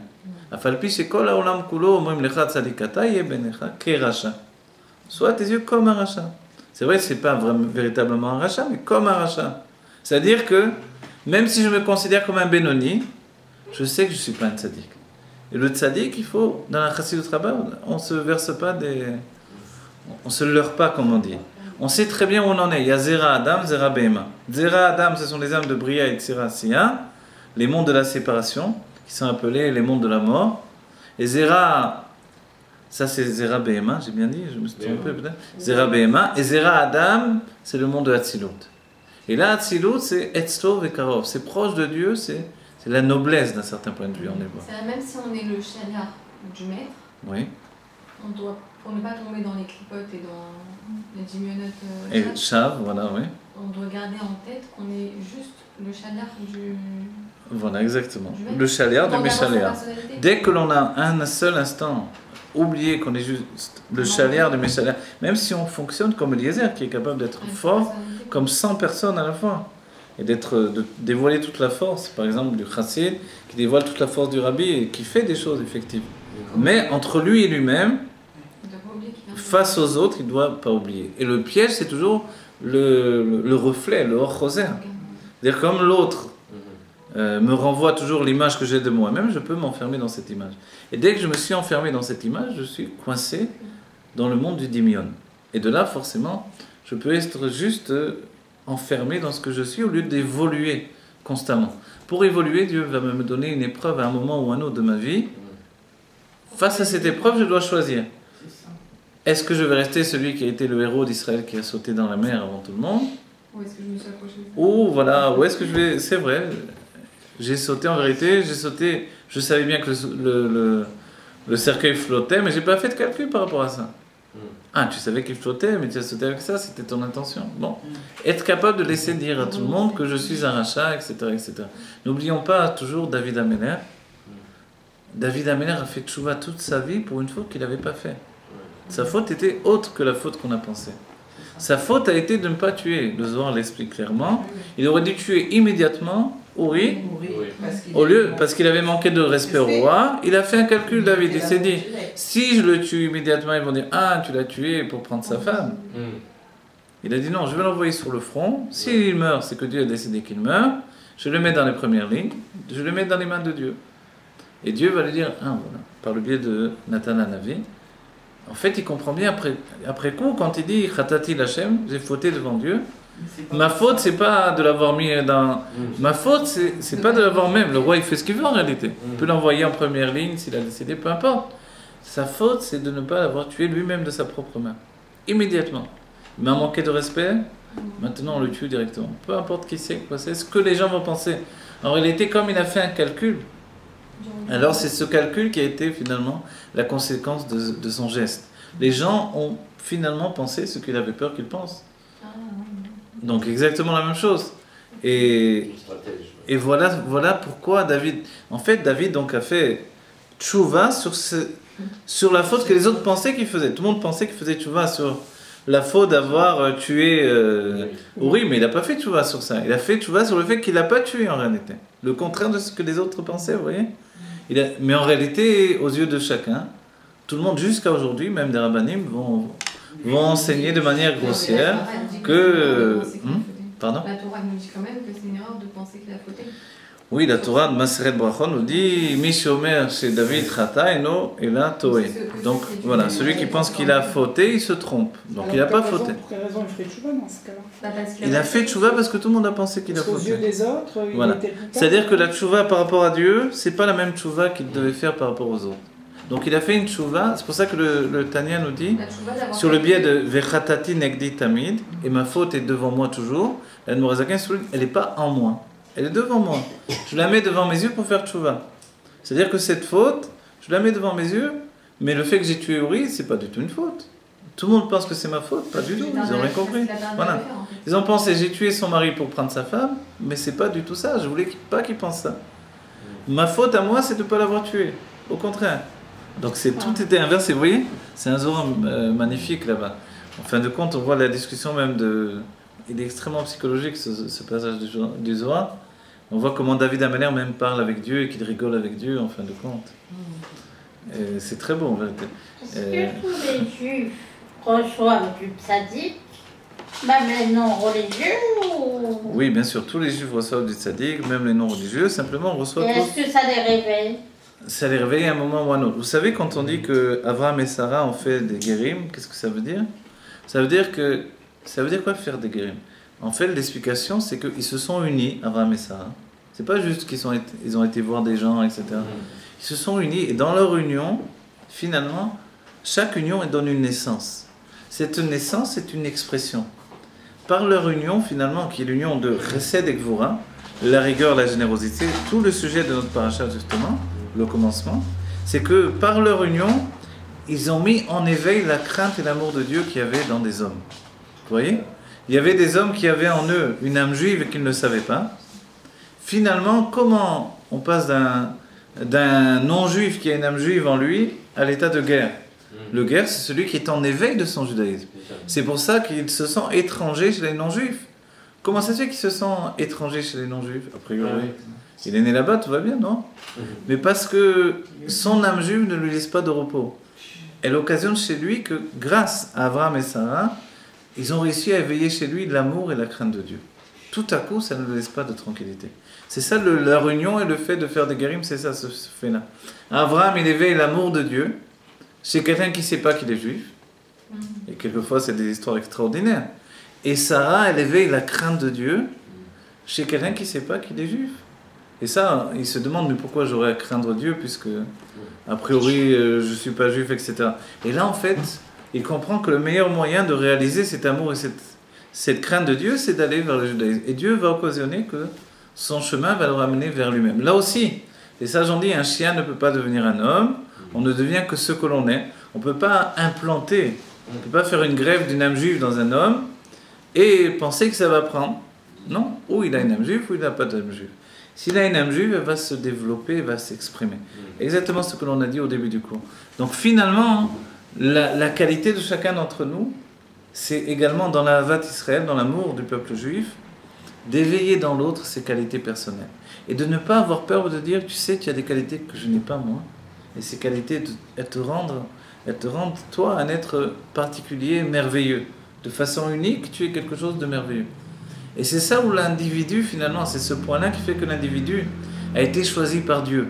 Parce qu'on peut se dire, quelle était la nécessité de quitter l'âme générale de Adam Arishon? Il y a bien une nécessité là-dedans. En fait, c'est la nécessité de dévoiler l'individu. Et regardez, la Géoula arrive à une époque où toutes les grandes, on va dire, les grands drapeaux humains sont terminés. Il n'y a plus de communisme, il n'y a même plus de sionisme, il n'y a plus de grands idéaux humains. C'est terminé. Qu'est-ce qui prime? C'est les individus. Que ce soit dans les mouvements artistiques, que ce soit les mouvements culturels, qu'est-ce qui intéresse les gens? Ce sont les individus. Vous voyez? Même quand on regarde dans le monde de la peinture, par exemple, les peintres qui font des autoportraits à répétition, ça intéresse tout le monde. Parce que finalement, l'individu, c'est ce qui intéresse l'humanité aujourd'hui. Donc en fait, cet individu, pourquoi? Sauf Maaseh b'Machshavatrila, Neut Sofan Betrilatan, Betrilatan Besofan. Au commencement, Dieu avait déjà l'intention d'apporter la finalité.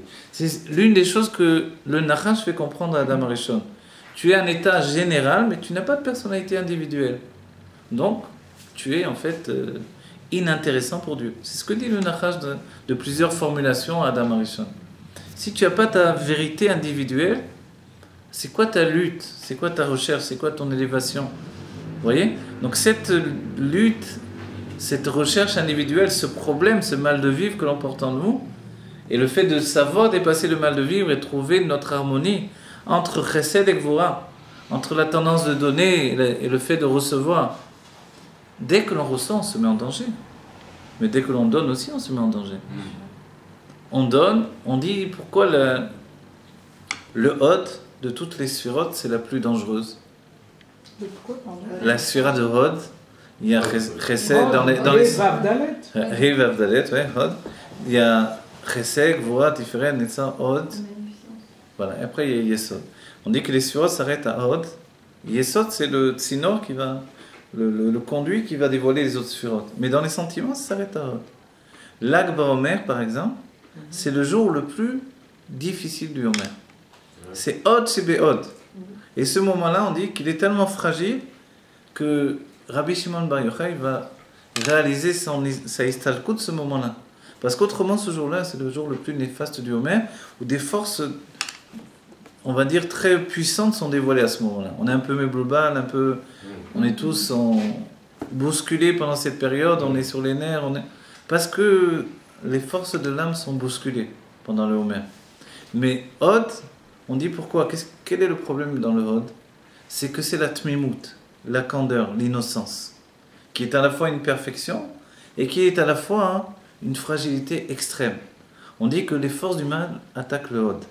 Quand l'ange a voulu frapper Yaakov Avinu, qui est un être parfait dans l'équilibre humain, il a trouvé un seul endroit pour le frapper, c'est dans la sphira de Hod. Il a frappé dans le guide anaché, ça correspond exactement au niveau de Hod, et à ce moment-là, il a fragilisé. Le Hod, c'est la faculté que l'on a de recevoir des autres et de donner. Quelqu'un qui est innocent, il donne tout ce qu'il a, et il reçoit tout des autres. Mais quand on reçoit, on peut recevoir des choses terribles, de la drogue, du poison, des influences extrêmement néfastes. Et donner, on est capable de donner jusqu'à se démunir. Donc en fait, le Hod, c'est la situation où on dit toutes les Yenikat Achitsonim provient du Hod. Donc en fait, le dépassement de cette situation-là, c'est de savoir que dans ce point-là, si on est capable de recevoir de chacun et de donner à chacun, on comprend ce qu'a voulu faire le Rabbi Rachav qui est lié à la sphira de Hod. Il a dévoilé le sujet dans Tempret Mimim, sa yeshiva qui est faite au nom de Tempret Mimim. C'est l'idée justement que on va perfectionner ce point-là. Le Yehudi Apashut du Baal Shem Tov, il se trouvait dans le Hod également. Il n'a pas de construction, il est innocent. Il n'est rien du tout. Il est capable de tout recevoir et de tout donner. Et en même temps, ce fait-là, c'est la faculté d'évolution ininterrompue. On a dit tout à l'heure, le problème de l'évolution, c'est que quand on commence à regarder notre évolution nous-mêmes, on commence à prendre la valeur de notre, on va dire, de notre propre valeur, on a pris les mesures de notre propre valeur, on devient finalement prisonnier de notre propre valeur. Et être prisonnier de notre propre valeur, c'est la pire des choses qui soient. Je vous donne un exemple. Quelqu'un a fait de hautes études, arrive le moment où il doit étudier également la Torah, il vient étudier par exemple la Chassidut Rabban. On va dire toutes ces hautes études vont le prédisposer à s'ouvrir à cette nouvelle sagesse, etc. Curieusement, on va dire concrètement, avec des élèves dans des années d'enseignement, j'ai vu que ce n'était pas toujours le cas. Que des gens beaucoup plus simples, qui avaient moins d'études, s'épanouissaient d'une manière plus prodigieuse. Et les gens qui avaient un grand bagage, finalement, bloquaient. C'est-à-dire qu'il y avait une sorte de... vous savez, comme les fontaines, l'eau, elle tombe et elle revient, la même eau qui retombe et qui revient. C'est-à-dire que la personne a fait des efforts intellectuels pour structurer son intellect pendant des années de sa vie, et maintenant il n'est pas capable de faire de nouveaux efforts qui vont remettre en question tout ce qu'il a étudié auparavant. Et ça, c'est le blocage où l'intelligence elle-même, elle devient un empêchement d'étudier. Et c'est ce qui peut nous arriver le plus terrible. C'est-à-dire qu'habituellement, on fait tout ça. On entend l'enseignement, on cherche automatiquement à quoi ressemble cet enseignement. Et au lieu d'intégrer l'enseignement et sa nouveauté, on l'intègre avec l'enseignement qui lui ressemble, et finalement, on n'étudie jamais rien de nouveau. Ah oui, c'est comme ça que tac, tac, tac, tac. Vous voyez ? Et quelquefois, chez les élèves, on le voit. On est juste en train de leur donner l'enseignement, et ils nous disent « Ah oui, c'est comme ça. » Finalement, ils n'étudient jamais rien de nouveau. Voilà. Et, pardon ? Se faire punir. Il faut se faire. Au moment où je viens étudier, mais je ne sais rien du tout. C'est-à-dire, je suis au moment... Et ça, c'est essentiel. C'est-à-dire que, par exemple, pour les Ma'amarim des Rebbeim, quand je ne comprends pas, il faut dire « je ne comprends pas ». Ou la Gemara, ou quoi que ce soit. Si je ne suis pas capable de dire « je ne comprends pas », ou même, quelquefois, être capable de dire « c'est pas compréhensible ». Même si c'est à mon niveau que c'est pas compréhensible. Mais, disons que, au niveau des gens comme moi, c'est pas compréhensible. Oui. Quelquefois, chez les Rebbeim, il y a dans les Ma'amarim des choses incompréhensibles. Et si on pense qu'on comprend tout, on passe à côté de ce qui est incompréhensible. Et du coup, on ne grandit pas son intelligence, on ne grandit pas sa faculté d'évoluer dans ce qui est inconnu. Donc on reste toujours dans les bases de ce qui est confortable. Et c'est ça la difficulté. Et Abraham était le contraire de cette situation-là.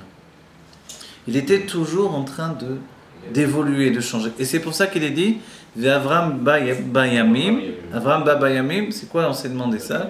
Et Avraham vient dans ses jours, finalement, on peut dire bon, Avraham est mort avec tous les jours, il a fait de nombreuses années, bravo, maintenant il est mort. Non, les sages ont dit non. Avraham Imkol Yamim Shelo. Avraham vient avec tous ses jours. Il n'y avait pas un seul jour qui n'a pas été un jour d'évolution chez lui. Chaque jour, il pouvait dire, témoigner devant Dieu, voilà. Chaque jour de ma vie, j'ai travaillé, chaque jour j'ai évolué, chaque jour j'ai avancé. Il a rempli ce jeu. Voilà. Et chaque fois, j'étais capable de me remettre en question. C'était pas facile. Voilà. Quand Sarah m'a dit, prends ta servante et maintenant, etc. C'est vrai que c'était dur à avaler pour Avraham. Quand Dieu m'a dit, prends ton fils et va lui faire la shrita, c'était pas une chose facile. Mais chaque fois, j'ai évolué. C'est vrai qu'à un moment, il va dire à Dieu, arrête, j'ai plus les forces.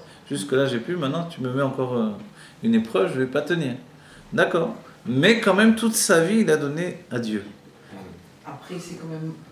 Après la mort de Sarah, il a quand même repris... il a repris Agar. Et ça aussi, ça fait partie de ses facultés d'évolution. Voilà. On pourrait dire, mais qu'est-ce que tu reprends? Ta femme a rejeté cette femme-là, maintenant tu la reprends? C'est vrai que Agar avait fait tchouva. C'est vrai qu'elle n'était plus la même Agar qui avait manqué de respect à Sarah. Et que si il s'est marié avec elle, c'est que Agar maintenant était une femme qui avait le plus grand et le plus profond respect pour Sarah. Elle avait retrouvé le respect qu'elle avait pour Sarah, qu'il avait valu de devenir sa servante, puisqu'elle était une fille de roi, une fille de Pharaon. Et elle a choisi la Seigneur. Ouais. Et Ishmaël, il avait fait tchouva. Ishmaël, on dit qu'il a fait tchouva, effectivement. Ouais. Mais il a eu d'autres enfants avec elle, avec Agar. Oui, il y a de nombreux enfants. Abraham a eu beaucoup d'enfants, et des enfants à qui il a donné de nombreux cadeaux. Voilà. Des enfants qu'il a donné, on dit qu'il a donné les noms de Touma aux enfants qu'il a envoyés du côté de Kedem, on dit. C'est-à-dire des enfants qui sont partis vers la Chine, vers le Tibet, vers tous ces... Voilà. Et là-bas, finalement, on voit qu'effectivement, il y a une sagesse, si bien que même que le Zohar dira qu'il y a une sagesse dans les livres du Tibet, des Tibétains, etc., etc. Et c'est étrange. il y a un des Tanaïm du Zohar qui a accédé à un des livres de la sagesse des Tibétains. Il s'est étonné de trouver de la sagesse, vraiment. Une vraie sagesse, pas une sagesse de rien du tout, quoi. Et finalement, dans le Zohar, il lui a été dit, mais de quoi tu t'étonnes? Puisque ce sont les cadeaux d'Avraham Avinu. Donc forcément, cette sagesse appartenait à Avraham, il l'a transmise. Vous voyez, la médecine chinoise, etc., tout ça, ça vient d'Avraham Avinu, qu'il a transmis à ses enfants comme les cadeaux qu'il a donnés à ses enfants. Il écrit, le pasteur dit qu'il leur a donné de nombreux cadeaux. En réalité, maintenant, pour nous, peut-être on a terminé ce cours, peut-être, dans encore quelques minutes.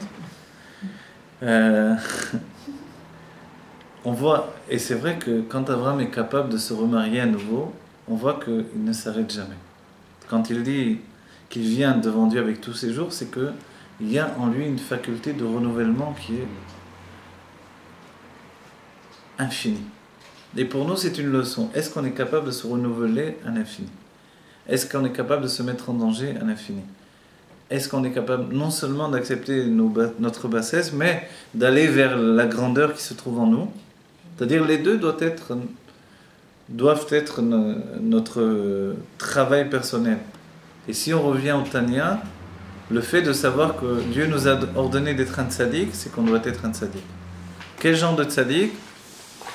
Avraham a travaillé, on dit, à la manière du Sefer HaTanya. C'est ce qu'a dit le petit-fils du Baal Shem Tov, qui a dit, mais c'est de la Vodat Hashem des Avot, en voyant le Sefer HaTanya. On va dire comment ça se fait, parce que les Avot étaient des tzaddikim.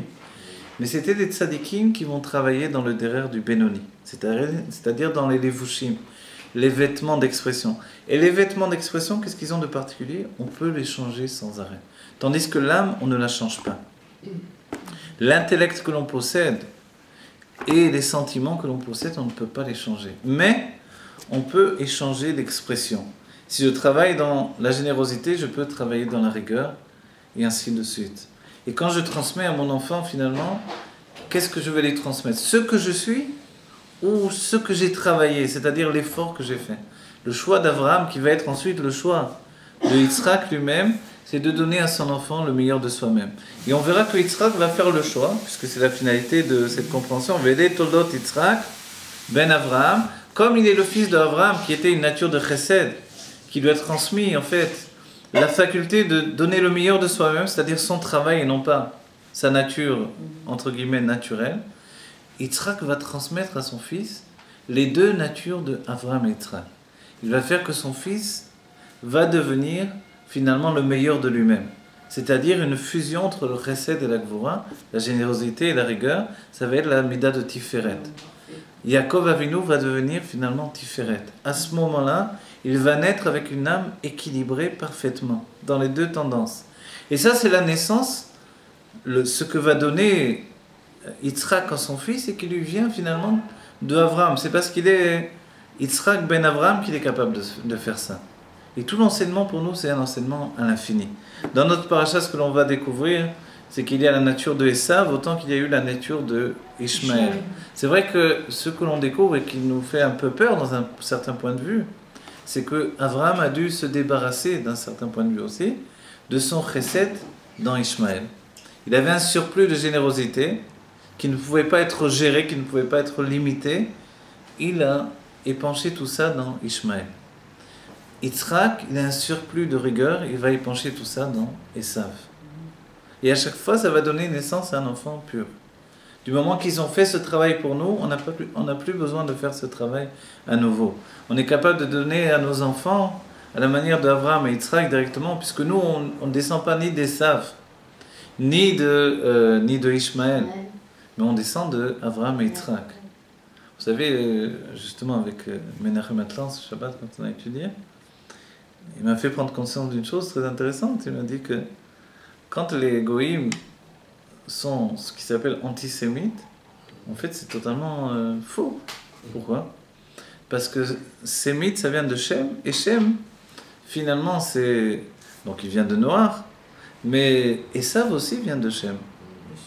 Donc tous ces goïms qui parlent d'antisémitisme, en fait, donc dans ce cas-là, ils sont contre eux-mêmes. Vous voyez?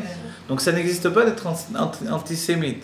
Parce qu'antisémites, c'est anti eux-mêmes, puisqu'ils savent qui a donné naissance à tout le monde chrétien, tout le monde européen, il descend également de Shem. Donc en fait, il n'y a pas de sens de ce... On voit que tout est vraiment tronqué, que la vérité a été falsifiée totalement. Notre travail à nous, c'est de découvrir la vérité là où elle se trouve. L'une des vérités, puisqu'on parle du Tanya et du fait de la lutte entre le mal et le bien, c'est que dans notre paracha, il y a Yaakov et Esav. Et ce qui est incroyable, c'est que ce sont des frères jumeaux. Et ça, on va dire comment ça se fait, des frères jumeaux. Léa et Rachel étaient deux sœurs jumelles. Et Yaakov et Esav sont deux frères jumeaux.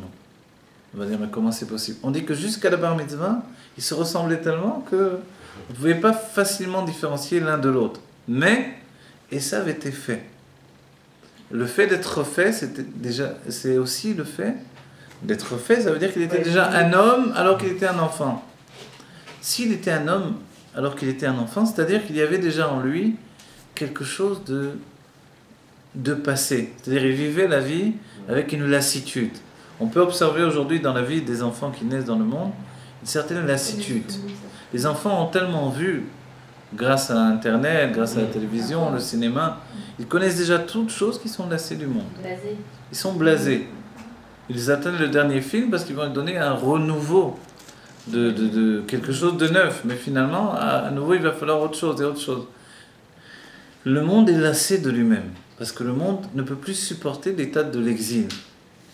Esav était comme ça. On dit que... On va dire, alors pourquoi je donne des bonnes tendances à Esav dans ce cas-là?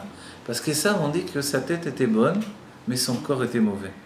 Sa tête était bonne. Esav, quand il était dans le ventre de Rivka, il voulait sortir. Dès qu'elle s'approchait des maisons de Avodazara, en réalité, il voulait aller là-bas pour leur faire tchouva. Mais dès qu'il rentrait dans la boîte de nuit, il entendait une belle musique et il s'installait avec un bon whisky. Voilà. Et la tête a roulé, elle a été coupée et Yitzhak l'a pris dans ses bras. Parce que la tête, il y avait dans lui quelque chose de bon. En réalité, le Baal HaTanya dira même que Esav devait être Mashiach. Un Mashiach de Tohu, à l'image de Moshe Rabbeinu, pas dans la perfection de Moshe Rabbeinu évidemment, mais un Mashiach Baal Tshuva. Et il n'a pas pu être ce Mashiach-là. Parce que Dina n'a pas voulu se marier. Entre autres choses, mais parce que finalement, il n'a pas su se priver des tavot de son âme. On voit que la faute d'Adam Arishon a entraîné le fait de la sensation de plaisir qui vient du monde matériel. C'est ce qui différencie le tzaddik et le rachat. Le tzaddik a un plaisir uniquement spirituel, donc il n'y a rien dans le monde matériel qui véritablement lui donne d'avoir un plaisir matériel et physique et organique, tandis que le rachat, il trouve l'intensité de son plaisir dans le monde matériel. Vous voyez? Même s'il a des moments d'exaltation, ensuite il revient à ce qu'il est, et il ne peut pas nier, et même de le nier, c'est mauvais pour lui en réalité. Donc en fait, qu'est-ce qu'il faut faire au bout du compte? Il faut éduquer notre corps en même temps que nous éduquons notre âme. Et éduquer notre corps, c'est faire le travail de tfila, le travail de l'étude, c'est faire pousser notre corps à enseigner, notre bouche à parler, à dire des livrets Torah. Et finalement, pousser notre personnalité à s'améliorer, à grandir, même si on ne rejette pas notre part dans le monde. Et même le fait que nous ayons besoin de s'attacher au monde et notre faiblesse s'exprime dans ce monde. Mais elle ne doit pas nous détruire. C'est-à-dire que si nous perdons des batailles, on ne doit pas perdre la guerre. Et la guerre aujourd'hui, c'est amener la Géoula Mitit Vashlema. Voilà, pour ce faire, on doit aller au bout de nous-mêmes, et même si on a une tendance au tohu, au désordre comme Esav, on a tout ce qu'il faut aujourd'hui dans la Torah, et on va dire dans la Torah, par la Pnimiut Torah en particulier, et par la Chassidut Rabbah en particulier, pour organiser notre être et trouver le chemin qui mène à l'équilibre, et devenir comme Yaakov Avinu, un être équilibré. Et dès qu'on a atteint l'être équilibré, qu'est-ce que l'on doit faire? Est-ce que Yaakov n'a pas de travail de son côté? Yaakov, vous voyez, il va enfanter des enfants qui sont tous différents les uns des autres. Parce qu'il a suivi ce même chemin de ce que l'on a vu à nouveau. Vous voyez? C'est pas juste dans un enfant, il est capable, puisqu'il porte la perfection, de formuler des âmes totalement différentes, qui vont donner les shvatim du peuple juif, qui sont tous différents les uns des autres.